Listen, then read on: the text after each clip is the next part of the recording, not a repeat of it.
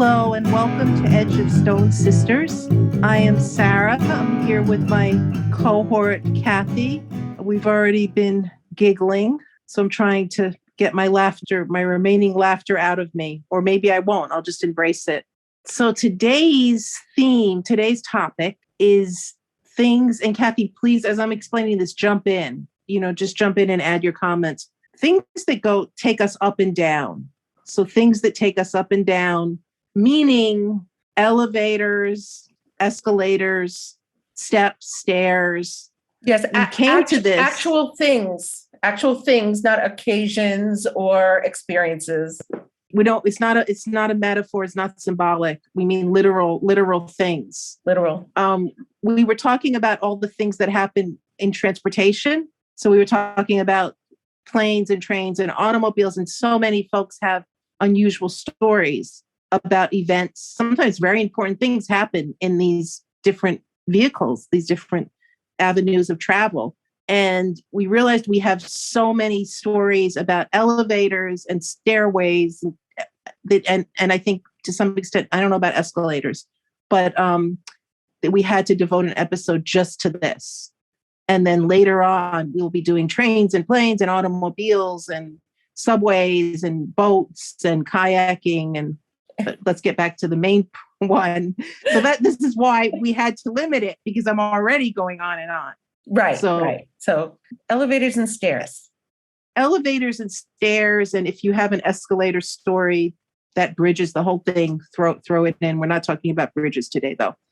You want me to start with my general thing about elevators? Yeah, absolutely. So elevators, for me, I grew up in New York City. Originally, I was in a walk-up building, and I wasn't exposed as a little kid to a lot of elevators, mostly just going in low level, the grocery store, diners, bakeries, not using elevators. But then when I was 10, I moved into a building with elevators by the United Nations. I started experiencing elevators as a magic portal. It felt like they were both taking me to a very special, enchanted kind of land, and also being in the confinement of the elevator. I was so excited as a kid, and I was 10 years old already. But for me, it was just a magical thing, because in the building by the United Nations, I would meet so many people. So I remember, there were these Irish ladies from Ireland, very elderly, always dressed to a T, with the little hat and the suit, tweed, and always the tweed material, and just how polite, and how they seemed like I just wanted to go sit with them and have tea. I would imagine, I'm going up to the apartment with them, and they're going to invite me in, and we're going to have tea, and they're going to tell me their stories from the old country. It felt like that. So I was so excited to see them. There was a woman from Australia. There was a woman from Belgium. There was Chico Hamilton lived in the penthouse. And if I got to see him, it was so exciting. He's a famous musician. It just felt like there was always somebody new, and there was a brand new story waiting for me. And I was the only kid in the building. I was the only kid. So that was part of it. So you had magical, multicultural elevator experiences. Yes. As a child. Yes. But I want to know, how long did that last? That was a few years. Uh-huh. And then it was a few years. Did your feelings about elevators change? As you got older, it just deepened. It just deepened, because I wound up being in an area where there were skyscrapers and high buildings, and I was just enchanted by the height. And I'm afraid of heights, but I was enchanted by it. And then I worked for a law firm when I was in college, and there was a different element to the magic. So I was delivering papers for a law firm, one of the things I did, and I would go up in the elevator, and there was a Park Avenue building. One of the clients lived in one of those amazing, you always wonder what they look like, those amazing Park Avenue. They have the entire floor. And I would go up in the elevator, the doorman would usher me in like it was a special thing, yes, you're allowed in. And then I would go up and I would try to peek. There would be the rugs and the art, and I would just try to peek. I wouldn't see much. I was very polite. But so it continued. So this is an elevator. Is this one of those elevators where the doors open and you're in somebody's apartment? Yes. Yeah, because that's kind of a Yes. different elevator experience than most people have. And it's really, that is amazing if you don't Yes. expect it. Like you, first of all, the whole like attended elevator, right? Mhm. Somebody pushes the button for you Right. and they take you up to that floor and the doors open and there you are in somebody's house. Yes, exactly. It was exactly like that. Yes. So for me, I think to this day, I still feel that I'm kind of looking around to start a conversation or catch someone's eye in an elevator. People are wondering, like, who, what is she? What's wrong with her? But I'm just so excited to be with people and in a way that you have no idea where they came from or where they're going. I just find it very exciting. I find elevators thrilling. Yes, and of course, like my thoughts about elevators are all about, like many of them are all about how dangerous it is. Mm-hmm. And Mm-hmm. I mean, we talked before we started this episode about the fact that this was my father's career, really. He made his living his whole life repairing elevators. He worked for elevator companies. He belonged to a union. And, in my house, like the elevator industry was an amazing, fantastic thing, not in any magical way, but as a part of our lives, it was providing support, financial support for 9 people, year after So it was like year. the bread and butter for your family. It It was was the the bread main. and butter for my It family. was the source. Was the source of income. And was he from the time? Did he start as a very young man? I'm going to jump in and give you some interview questions. As a very young man, did he start like at age 20, working in elevators? No, because he joined the army and he was in Korea. So Mhm. he was in Korea until he was 26 or so. And then when he came home, that's what he did. And he was mostly repairing elevators. Is that correct? Most of his career, he was doing repair and maintenance, but also there were some years when he was involved in construction. Oh, wow. And of course, like that's the other major impact that elevators have had on my life is that my brother, kind of following him into the industry, was constructing an elevator in a 6-story house. And he and his partner walked out on a platform on the 6th floor in order to install a large piece of equipment. And the platform gave out and they fell. They fell 6 stories into the basement, onto the concrete basement floor. And my brother's partner actually didn't survive that accident. And my brother has, very terrible, dire injuries since then, has had actually several dozen surgeries related to that, and continues to be in pain pretty much most of the time. And this is 20 years ago. So he has survived, but it's been very, very hard. It's so horrific. I knew this, but I had forgotten that his partner did not survive. Yeah, and then one interesting thing about it is that I was at work in Williamsburg, Brooklyn, where I worked for 30 years. And my Mhm. husband called me and said, your brother had this terrible accident. You have to come home right away. And I got home and went to the hospital to see him. And later on, it was revealed that the building that he fell in was in Williamsburg. He was probably actually a few blocks away from me when it happened. Wow. But I didn't know until later that that's where he was working. Wow. Yeah. Yeah. And Oh my my actual goodness. experience being in elevators is mostly in Williamsburg because I was there for so long and I saw so many families, and many of them were in elevated buildings, including public housing. Right, right. I'm surprised that, so you're going back to your brother. It was a private house that they were putting an elevator in.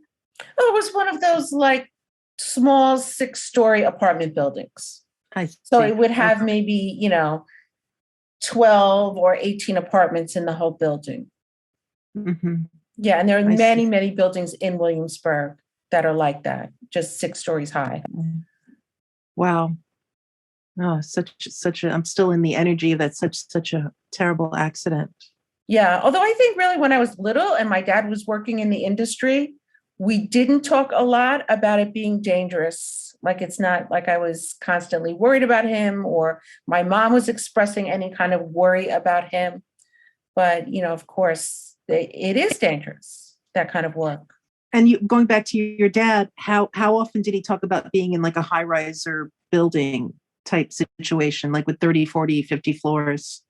He didn't talk about it a lot. He was mostly concerned about commuting to wherever he was going to do his job, which was always, in New York, it's a challenge to commute anywhere because either you're on the subway and the subway's half broken down, or you're trying to drive somewhere and you're sitting in traffic. I mean, that's just a constant in New York. So he was going all over, like in the Bronx, Brooklyn, Queens, Yeah, all he could. Manhattan, all over. Yes. Yeah. Well, he would have a route for a while, even a couple years in one area, and then they would move him someplace else, depending. Did he get called in the middle of the night for elevators that got stuck or broke down? Did he get called, or on a Sunday? Yes. Yes. Okay. If you work in repair and maintenance, that can happen, of course, because, people who don't need elevators don't realize how important they are. They're not only magical, they're like necessary for some people for their safety and well-being. Like an older person who lives on the 12th floor literally cannot get out of their apartment without one, right? Yes, no, it's true. It's just and just I'm think about when things shut down when during loss of electricity, like Yes. how, and think about people who get stuck in elevators in those situations. It's just yeah, it's really Yes. true. Yes. Um, And my yeah, dad and my brothers. I mean, that one brother who got hurt was not the only one who worked in the industry. My other two brothers also did at various points, and one of my other brothers also made it a career. And I think they all had that experience of like being the hero in that situation. oh right, that's who you need more than anyone in that Right. situation. Oh my goodness. That will make you feel important, And especially back when people. then, we're talking about with your dad, we're talking about no cell phones. It's not like he could just be reached easily necessarily. Right. Well, every elevator has that red button for emergencies. So Right. yeah, in those days, that's how you got help. Mm-hmm. Right, right.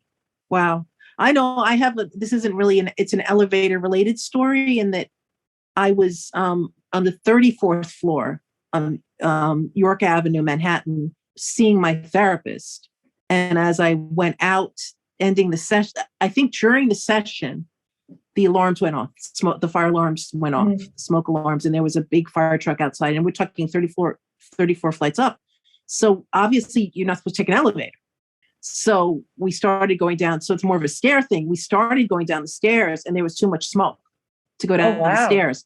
So we had to go back up, and we wound up going out on the terrace to get air. Wow. And and I'm afraid of heights. And it's this tiny little terrace up 34 flights. And there was another therapist who shared the other office. And so there was my female therapist. There's this man, I was just meeting him. So I'm meeting this other therapist out on the terrace, and they're telling me to put my head down between my legs because I was hyperventilating because I was afraid of heights. Yeah. The interesting part for me of this whole story is that other therapist, the man, he wound up being my future therapist. And that's how you met him? My first therapist had to leave due to, unfortunately, a family illness situation. She had to abruptly leave the practice, and I was in need of somebody, and she said, to go to him, and that's so I had first met him on the terrace during a fire. Wow. And he wound up being my therapist for something like 5-6 years, a long time. Wonderful Wow. man. Yeah. So interesting. So fate helped Yes. along by, well, the fire was in the building, not the elevator, right? The fire was in the building. Yeah. The fire was in the building. Yeah. Yeah. Yeah. So But I it have was a so much story smoke. about a fire in a building and an elevator also, because I was in Williamsburg, and I was scheduled to meet this family who lived on the 11th floor of a building. And I got there and the fire trucks were there.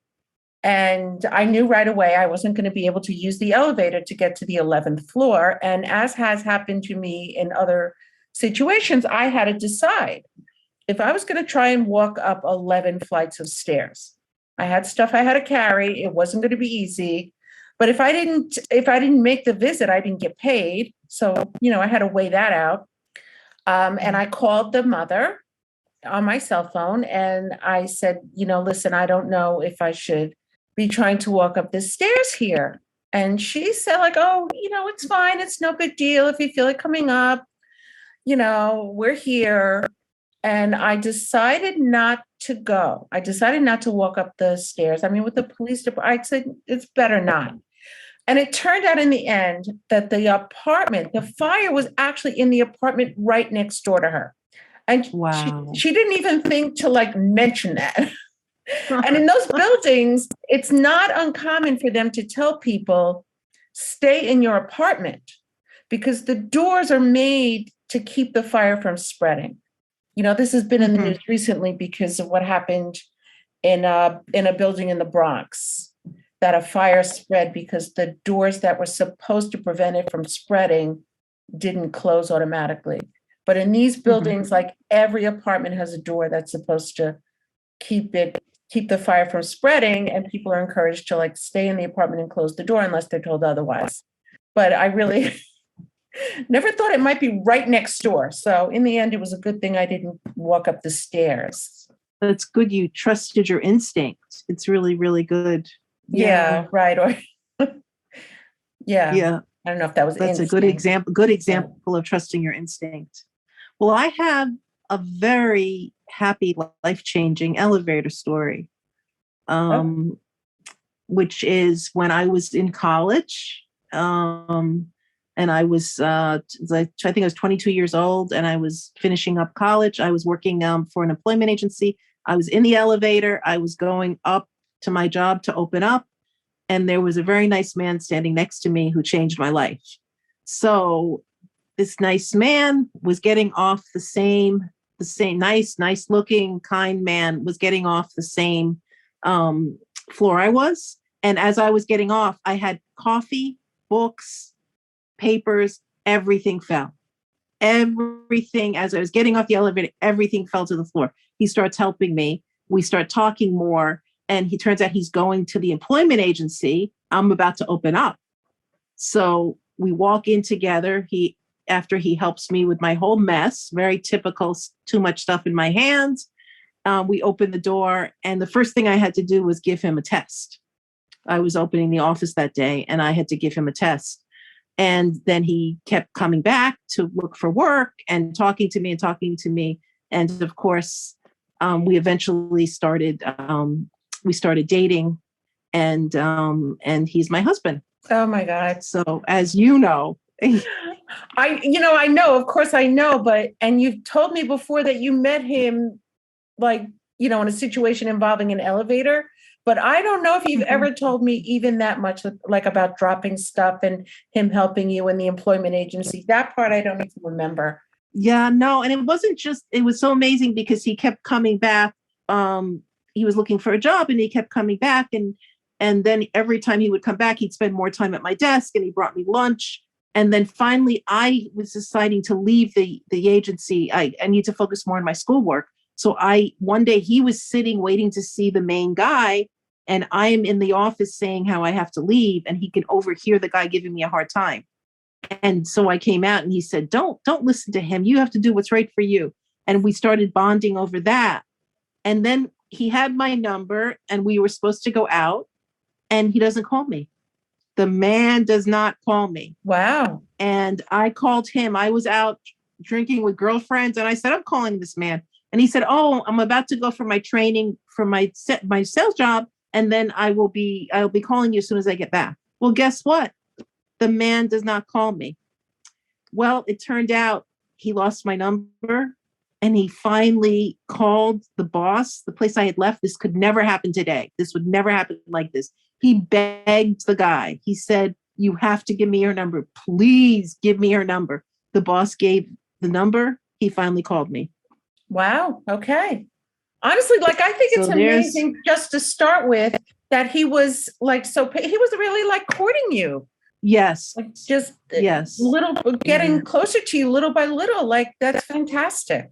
Yeah, no, it was lovely. Yeah, it was a great way. Yeah, it was a great way to meet somebody, and it continued the magic of elevators. Yes, I was going to say that it really is a magical elevator story.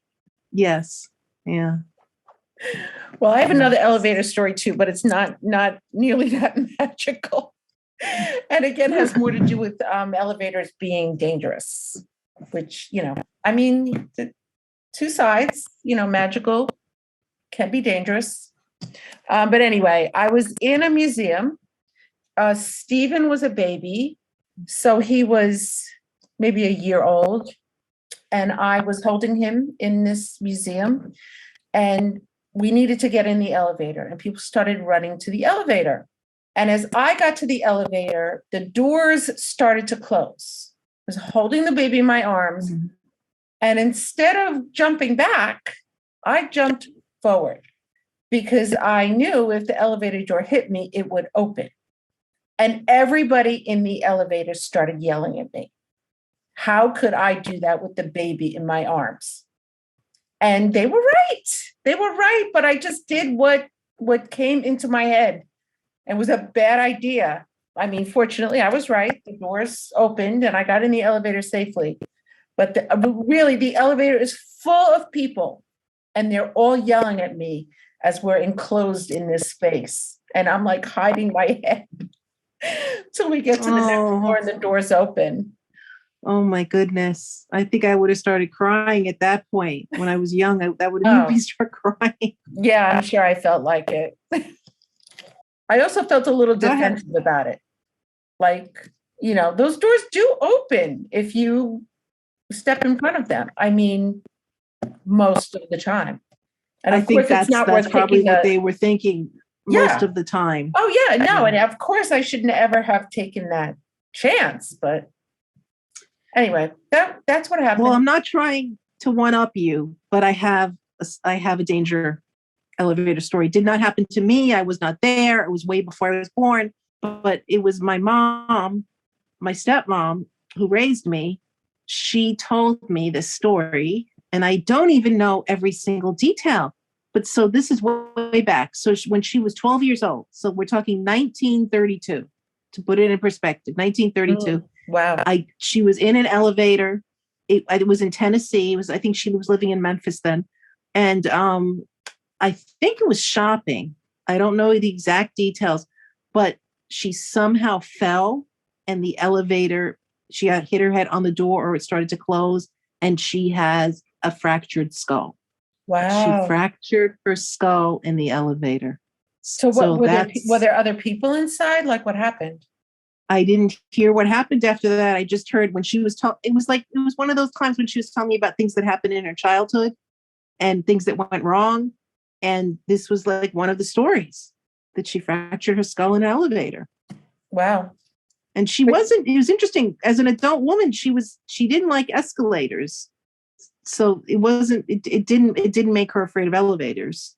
I think she just recognized it as a freak accident. That's interesting. A lot of people would be afraid after that. Right. Yeah. Yeah, but I don't really like escalators either. I'd rather be in an elevator.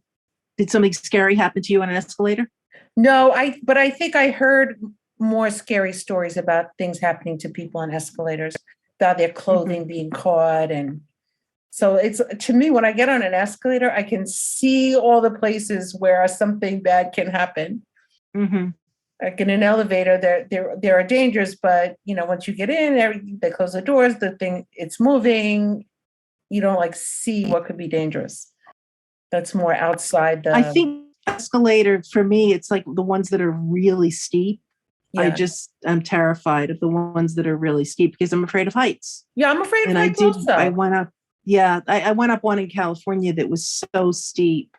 It was like the equivalent of 2.5, 3 levels of staircases. Yeah, and it just kept going steeper and steeper and steeper. And it was tiny little steps. And I had a complete panic attack.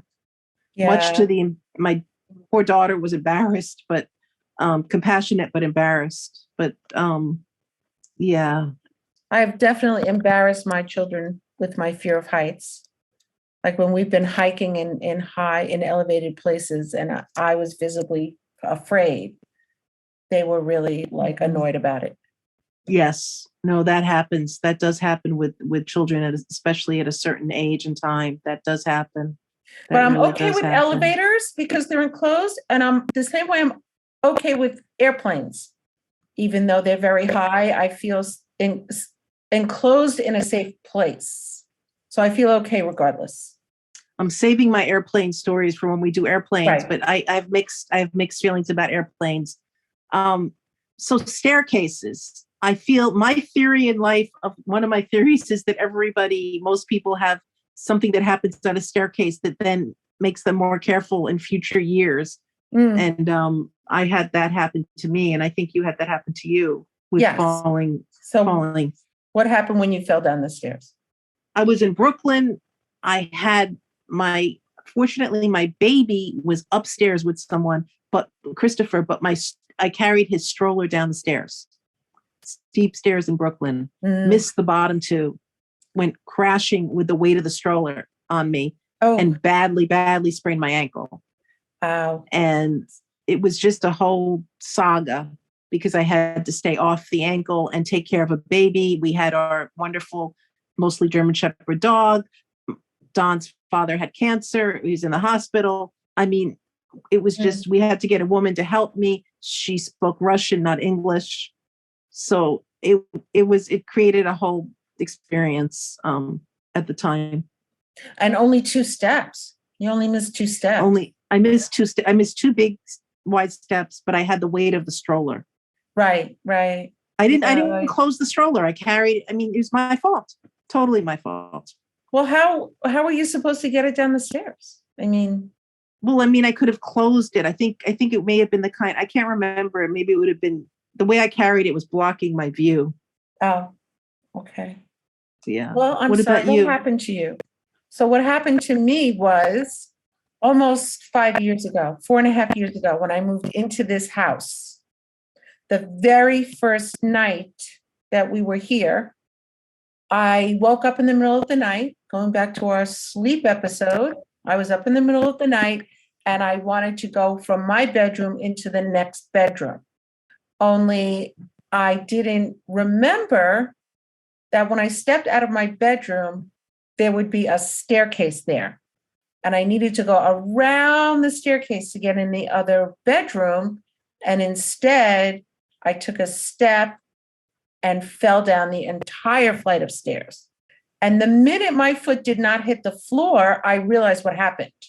And I can still remember what I was thinking as I was sliding down the stairs, which was trying to stop myself. And then at some point realizing I'm not going to stop myself. I am really just going to go all the way to the bottom. And I did. I slid all the way to the bottom. And by then John was coming out of the room and he was upset and he was yelling. And I got up and I just carefully checked myself out and I was fine. And it's kind of amazing that I was bad fine. Bruises? You didn't even have bad bruises? I did not even have bad bruises. You are somebody who really knows how to roll yourself down a staircase. Maybe I am, but you have a talent. It's not I didn't know this. I didn't know. What a talent! Wow, I am really impressed. Yeah, I'm a natural. I'm a natural falling down the stairs. 2 steps do me in. I'm on crutches for 6 weeks, and you're rolling down the steps. Oh, I wasn't rolling. I wasn't rolling down the steps. I was more like sliding head first. I took that step and then I just, slam into the stairway. Did you protect your head? I didn't know. Like I said, all I could think about was trying to stop myself. Like I was trying to grab the rail to stop myself and it wasn't working. And I realized I better just let it go. And then I just went the rest of the way down the stairs. And when I got to the bottom, I got it. Thought about a career in stunts? Yeah, I really should. I think there's some potential. They do have older ladies falling down. No offense, older ladies falling down the step scenes. I right, think I you just- may be. I just have to say here that when my husband sees that commercial on television where the lady falls down the Yes. stairs and she can't get up, he finds it incredibly annoying. And I Oh, keep he trying to doesn't tell him, want like, the memory? what if that was me? But I guess after that incident, he thinks, I can fall down the stairs and definitely get up. I don't know. Now you have a reputation. I guess so. So that's maybe the extent of our scare stories. Not for me, not quite as magical as elevators, Hmm. but we have covered, I think, the beauty, the drama, and the magic of these things that go up and down Yes. Yes, to some extent. We to some have. extent. Oh, yes. And I'm hoping folks will write in and tell us some of their stories. Looking for somebody else who has a magical elevator story. And I'm sure there's people who met their husbands in all kinds of ways in transportation. Like, that's a whole other kind of topic, how you met your spouse on a transportation situation, I guess. There you go. There's a whole other theme. Now let's talk about something else. Now let's talk about something else. We'd love to hear from you, our listeners, with any questions, any thoughts, responses, and comments, and also any ideas you might have for future episodes.